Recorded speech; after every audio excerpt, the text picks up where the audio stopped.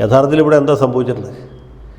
ഒരു സിനിമാ നടിയെ തട്ടിക്കൊണ്ടു പോകുന്നു, വളരെ പൈശാചികമായ രീതിയിൽ ലൈംഗിക ചൂഷണത്തിന് വിധേയമാക്കുന്നു, അതിൻ്റെ ദൃശ്യങ്ങളെടുക്കുന്നു, അത് സാമൂഹ്യ മാധ്യമങ്ങളിൽ പ്രദർശിപ്പിക്കും എന്ന് പറഞ്ഞ് ഭീഷണിപ്പെടുത്തുന്നു.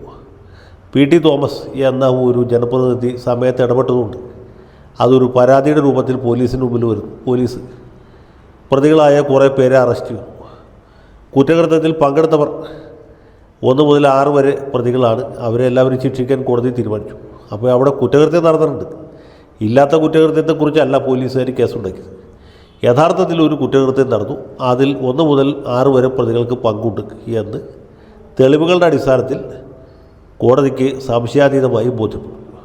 6 പേരെ ശിക്ഷിച്ചു. 8ാം പ്രതിയാണ് നമ്മുടെ പ്രിയങ്കരനായ ജനപ്രിയ നായകൻ. അദ്ദേഹത്തെ ശിക്ഷിക്കാൻ പര്യാപ്തമായത്ര തെളിവുകളില്ല. ഈ നീതിന്യായ കോടതിയിലെ കാര്യങ്ങളൊക്കെ കുറച്ച് വിചിത്രമാണ്. നമ്മൾ സാധാരണ ടെലിവിഷൻ ചാനലിൽ നിന്ന് പറയുന്ന പോലെയോ ചായക്കടയിൽ നിന്ന് തർക്കിക്കുന്ന പോലെയല്ല. അവിടെ തെളിവുകൾ വേണം, കൃത്യമായ തെളിവുകൾ വേണം, സാക്ഷിമൊഴികൾ വേണം, രേഖകൾ വേണം, മറ്റു തരത്തിലുള്ള തെളിവുകൾ വേണം. ഇന്ന ആളാണ് കുറ്റം ചെയ്തത് എന്ന് തെളിയിച്ചാൽ പോരാ, ആ ആൾ തന്നെയാണ് കുറ്റം ചെയ്തത്, അയാളല്ലാതെ വേറെ ആരും ഈ കുറ്റം ചെയ്തിട്ടില്ല എന്ന് തെളിയിക്കണം. അത് മാത്രമല്ല, ഗൂഢാലോചന പോലുള്ള കാര്യങ്ങളൊക്കെ കോടതിയിൽ തെളിയിക്കുക വളരെ ദുഷ്കരമാണ്, മിക്കവാറും അസാധ്യവുമാണ്.